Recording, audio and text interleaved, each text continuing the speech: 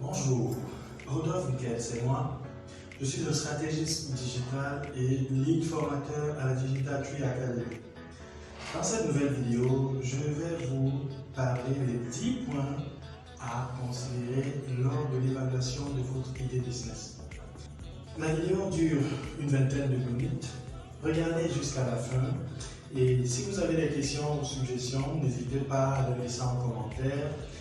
Si vous voulez le fichier qui est présenté dans la vidéo, il est disponible gratuitement. Il suffit juste de cliquer sur le lien dans la description et vous serez redirigé sur WhatsApp. Vous pourrez justement causer avec moi, échanger à propos de votre idée business. 10 points à considérer lors de l'évaluation de ton idée business. Ok, moi l'idée que je vais utiliser est celle d'un service de création de site pour entrepreneurs. Ok, mais ceci marche avec n'importe quelle idée.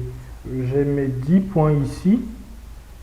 Ok, l'urgence du besoin, la taille du marché, prix potentiel, etc., etc., qu'il faut prendre en compte. Et ici, j'ai les notes sur 10. Donc, je dis bien notes sur 10, mais là, je m'arrête à 8. Parce que pour moi, aller au-delà de 80% sur une idée, pas que c'est pas possible, mais c'est important d'être réaliste quand on évalue son idée. Ok? Donc, on va pas dire non, voilà la plus belle idée, c'est 100%. Non, il faut être réaliste. D'accord? Il faut faire les bonnes projections. D'accord? Donc, la première des choses qu'il faut généralement regarder, c'est l'urgence du besoin. Est-ce qu'il y a un besoin? Oui, il y a un besoin, mais est-ce que c'est urgent? Est-ce que c'est urgent pour des personnes de créer, pour des entrepreneurs en fait, de créer leur site internet? En fonction de la réponse que je peux donner à ceci, je donne une note. Okay. Donc pour moi, je pense que c'est urgent. Il est important aujourd'hui de se positionner en ligne et l'un des avantages d'avoir un site internet pour un entrepreneur, au-delà de la visibilité, de se positionner comme un expert, comme une autorité, comme une référence, okay, c'est le fait que le site internet représente sa propre plateforme au détriment des réseaux sociaux qu'on utilise, réseaux sociaux sur lesquels on peut être mis de côté juste comme ça. Et on est en train de le voir actuellement avec ce qui se passe autour de Corona, avec ce qui est arrivé au président Donald Trump. D'accord? Donc on peut être mis à la porte dès le moment où on ne respecte pas la politique, okay, des réseaux sociaux, ou alors que quelqu'un décide de nous signaler n'importe comment. Donc, est-ce que l'urgence du besoin est là? Oui. Donc ici, je vais mettre un 6, d'accord? Donc pour moi, l'urgence du besoin, c'est déjà, ok, c'est là. Je valide ici, un 6. Je ne m'emballe pas, je ne mets pas un 7 ou un 8, d'accord? La taille du marché. L'urgence du besoin, ça c'est mon idée. Service de création de site internet pour entrepreneurs. Et comme je disais, on peut appliquer ça pour tout produit, pour tout service. Donc si je considère par exemple le vaccin du VIH, est-ce que c'est urgent comme besoin? Il y a quand même une masse de personnes qui, si on dit aujourd'hui que le vaccin du VIH est disponible, il y a une masse de personnes qui vont courir dessus, il y a une masse de personnes qui ont ce besoin-là. D'accord? Donc c'est quelque chose d'urgent. Ok? Et je pourrais me retrouver à donner une note de 6 par exemple pour une idée business comme celle-là. D'accord?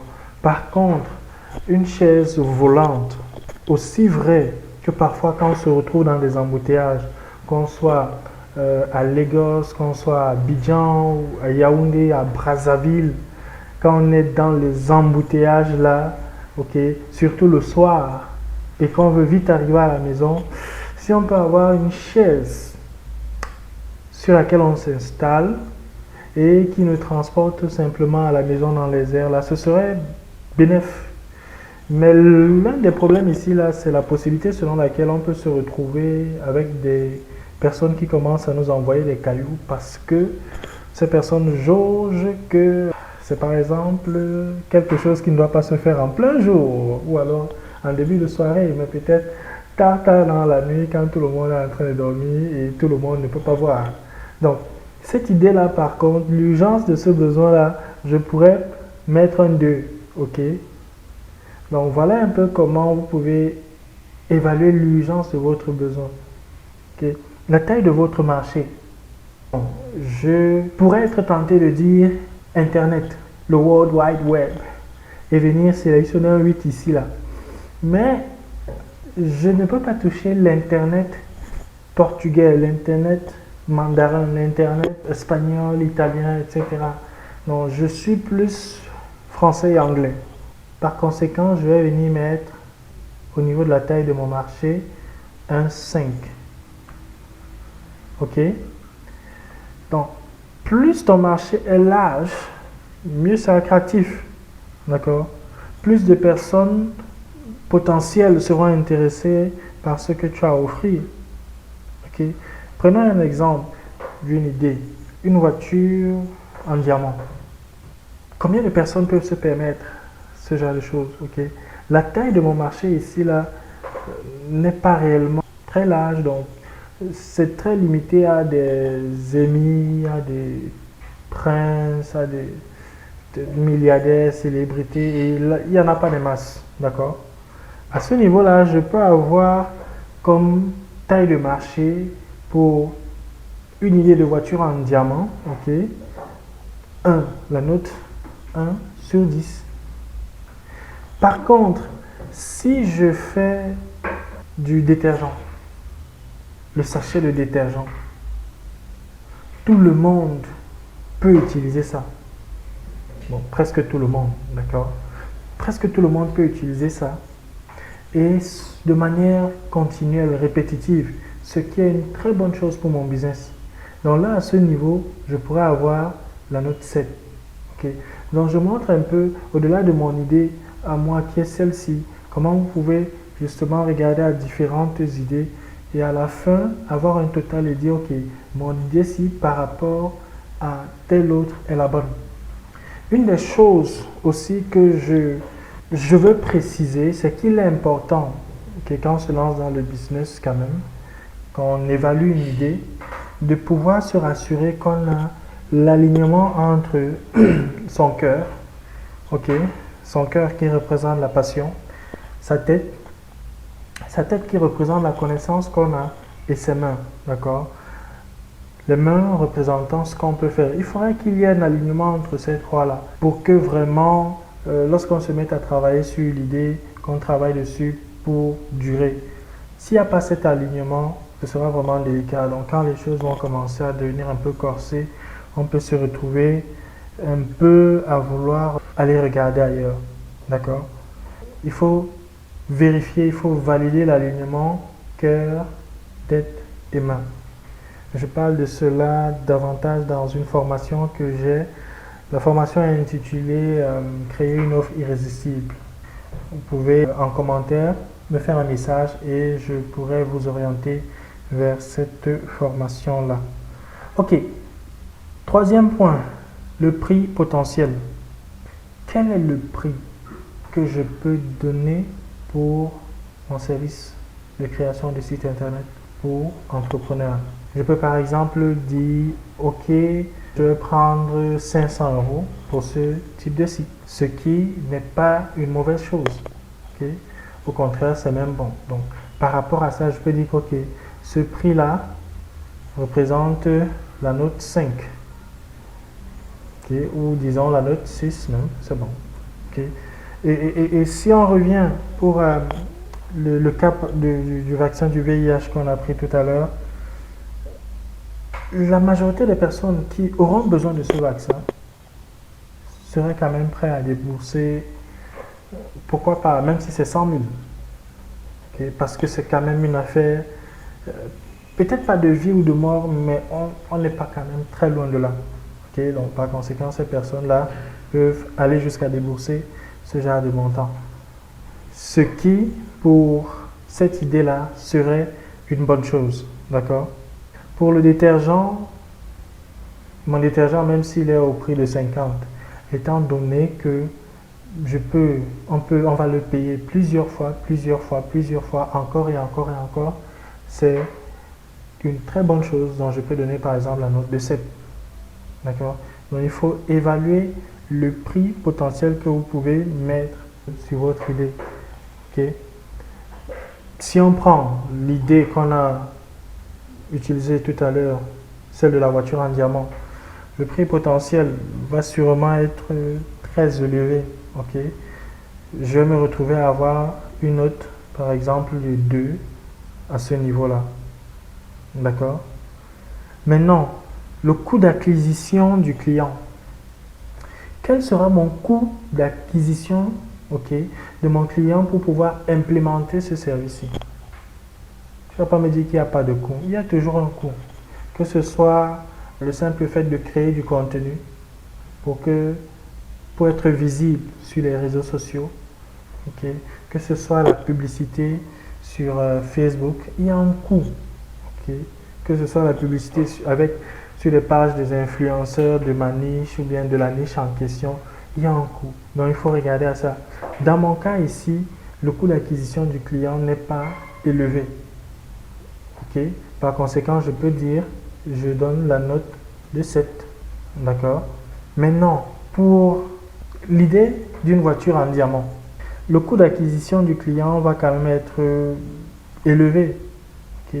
Serait quand même élevé parce que se lier d'amitié avec des émirs, avec des princes, avec des milliardaires, c'est pas quand même facile. Okay? Il faut utiliser des personnes qui sont dans leur entourage et mettre ces personnes-là dans sa poche n'est pas généralement quelque chose de facile. Ça coûte de l'argent et ça coûte beaucoup d'argent.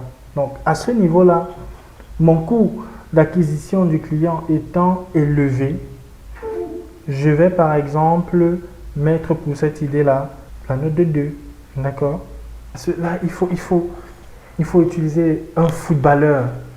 Lionel Messi. C'est peut-être Lionel Messi qui va aller vendre cette voiture-là à ce président. Ok? Et parce que le président veut par exemple passer un moment avec Lionel Messi, il dit ok, je vais prendre cette voiture-là. D'accord? Donc, ensuite, il y a le coût de la valeur livrée. Ça va te coûter quelque chose de fournir la valeur que tu as. D'accord?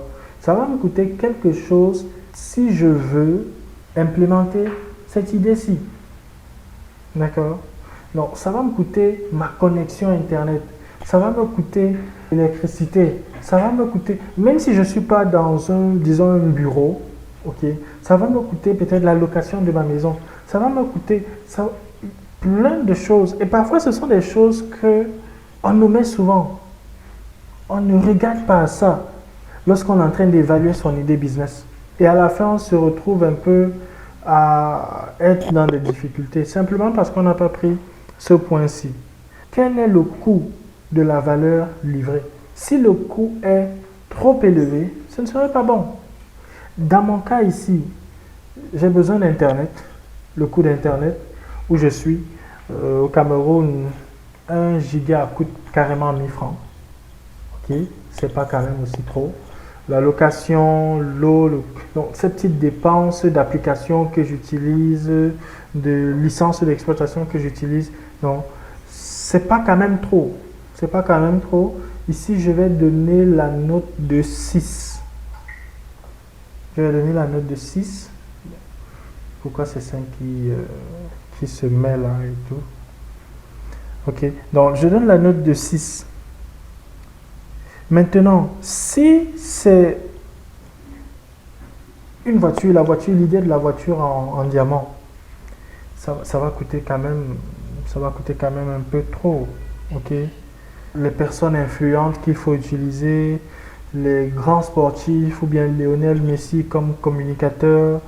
Ok, inviter peut-être le client à venir voir la voiture et gérer tous les frais de déplacement, ou bien même partir avec la voiture vers le client pour qu'il essaye et courir le risque qu'il ne prenne même pas et repartir. Non, là quand même il y a beaucoup de dépenses. Ok?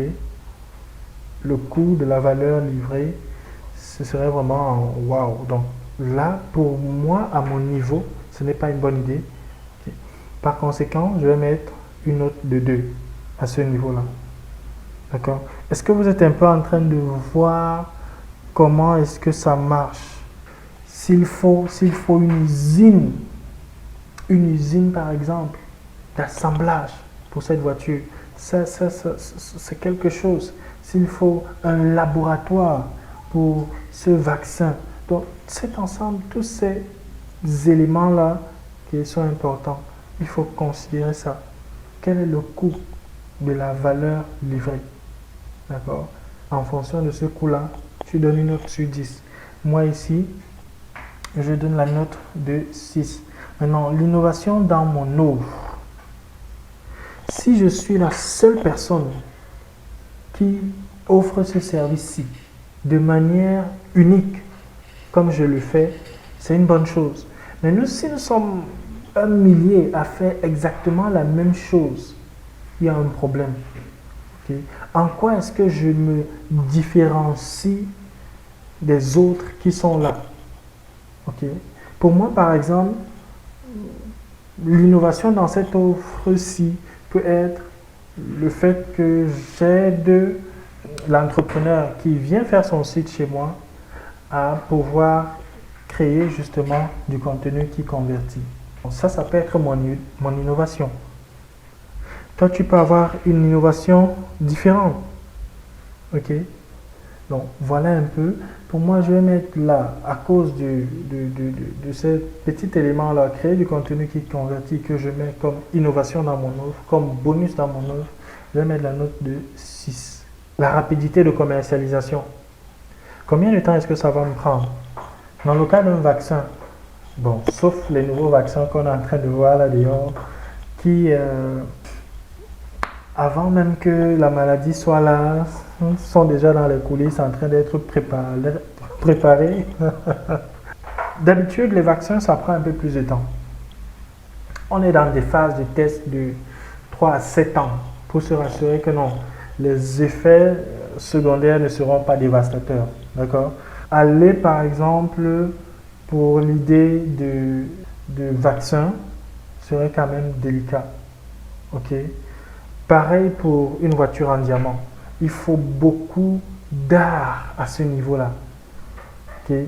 Pour pouvoir être capable de mettre tout ça ensemble, de gérer tout ça. Donc, c'est compliqué, mais ce n'est pas impossible. Maintenant, pour moi, pour un site internet, pour mettre en place ce service-là, ça va pas me prendre, disons, une année, ou 2 mois, ou un mois même. D'accord? Donc, je peux m'asseoir et être opérationnel à ce niveau-là, peut-être dès la semaine prochaine. D'accord? Donc, ça, c'est une bonne chose. C'est une bonne chose. Par conséquent, je peux donner la note de 7. Le plus rapide, je peux me mettre à commercialiser. Potentiellement, j'aurai rapidement un retour, rapidement des liquidités. Je pourrais rapidement faire des ventes. D'accord? Le mieux c'est. Par contre, si c'est quelque chose qui va prendre beaucoup de temps et tout, c'est quand même un peu délicat. D'accord? Donc, qu'est-ce qu'il faut à ce niveau ici là pour que mon processus soit rapide?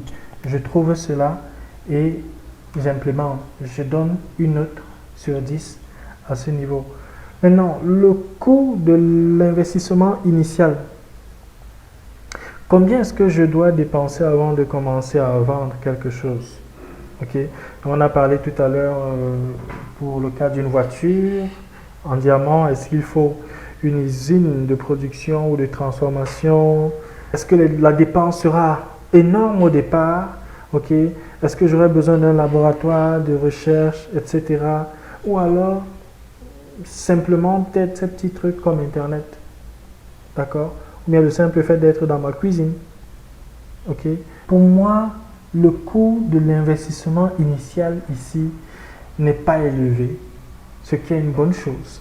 J'ai peut-être besoin d'un serveur, mon serveur sur lequel je peux héberger des pages, des sites démos et montrer ça à des entrepreneurs et tout.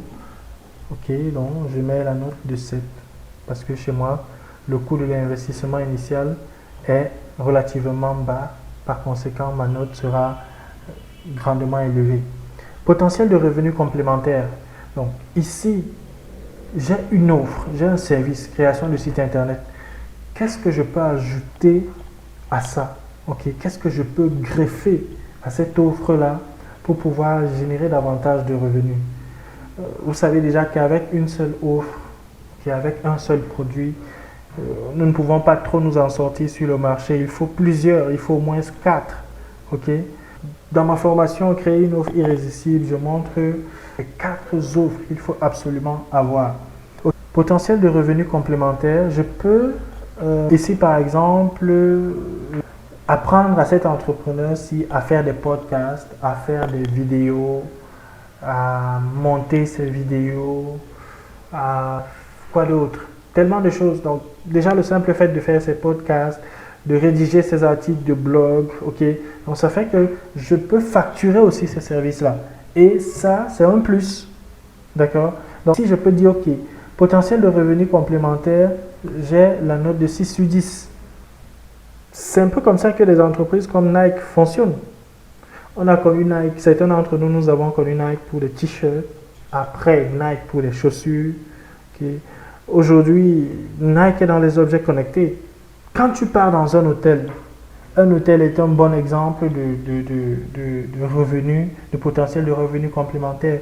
Tu pars dans cet hôtel pour dormir, mais l'hôtel va te proposer un centre de remise en forme, okay, une salle de gymnastique ou bien une salle de relaxation. L'hôtel va te proposer la salle de jeu, donc tellement de choses, la boîte de nuit, tellement de choses, ok. Et ça, c'est tout bénéf pour l'hôtel parce que, en fait, tu pourras dépenser là. D'accord? Donc, ça, c'est une bonne chose. Si je fais dans l'élevage, peut-être des moutons, je peux vendre mes moutons, je peux vendre la viande de moutons en détail, je peux... La chair du mouton, c'est ça, ou bien de la chair va utiliser pour faire le cuir, ou bien la laine, quelque chose comme ça. Bref, pour le tissu, ça peut être utile pour ça, d'accord? Le fromage également. Okay? Lorsqu'il y a cette possibilité-ci et qu'elle est élevée, c'est une bonne chose. Ici, chez moi, je mets la note de 6. Voilà. Maintenant, la rapidité du changement. C'est important de regarder à son industrie et être capable de s'adapter. D'accord? Pour moi, l'idée du service de création de site internet pour entrepreneurs, on aura toujours des entrepreneurs. Par conséquent, je suis là, dans ce service-là, je peux dire, pour durer. Ce n'est pas quelque chose qui va devenir obsolète à un certain moment. Ok? La capacité à évaluer le changement ici est importante. Ok?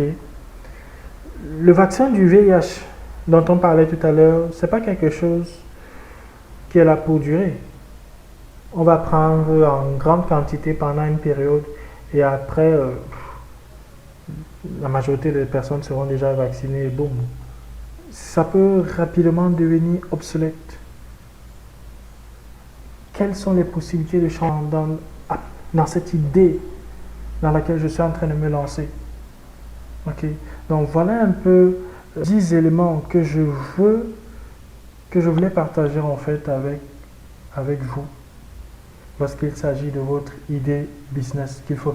Ok, j'ai pas noté ici rapidité de changement pour moi, on est là pour durer, donc c'est 7. Ok, si je veux calculer un peu, là j'ai 14, 20, 14, 20, ça fait 40, 46. On monte 46, 52, 58, 63. Donc 63 sur 100. Ça veut dire que mon idée, elle est quand même bonne. Ok? Elle est bonne, je peux me lancer dessus. D'accord? Ceci n'est pas une science exacte, mais au moins ça permet d'avoir plus de clarité, plus de visibilité sur l'idée d'affaires qu'on veut implémenter. D'accord? Les 10 points sont là: l'urgence du besoin, la taille du marché, le prix potentiel, le coût d'acquisition du client, le coût de la valeur livrée, l'innovation dans mon offre, la rapidité de commercialisation, le coût de l'investissement initial, le potentiel de revenus complémentaires, la rapidité du changement. D'accord? Pour ton idée business, que ce soit venir des trucs, des vêtements de la Chine, des chaussures de la Chine, ou de la Turquie ou de Dubaï, que ce soit peut-être commencer une laverie, évalue ton idée avec ces 10 points-ci et jauge si ça vaut vraiment la peine. Okay. Si tu as moins de 40%, il faut laisser tomber. Je sais que j'ai vraiment durci ça pour rendre un peu la chose déjà impossible d'avoir 10 sur 10 quelque part. Okay. Mais c'est à dessein. Il faudrait qu'on sache que l'entrepreneuriat n'est pas quand même une tasse de thé au lait, d'accord? C'est quand même quelque chose de dur, qu'il faut être bien préparé. Donc si tu commences à avoir des 10 sur 10 quelque part, ça peut être une sorte d'illusion. Donc voilà un peu ce que j'avais prévu pour cette vidéo. Le lien sur laquelle tu vas travailler, dis en commentaire. En passant, si tu veux ce fichier, il est disponible gratuitement. Il suffit simplement de cliquer sur le lien dans la description qui va te ramener sur WhatsApp et qui va te permettre de pouvoir échanger avec moi. Je vais pouvoir te donner ce fichier. Tout pour cette vidéo et rendez-vous dans une prochaine. Bye bye.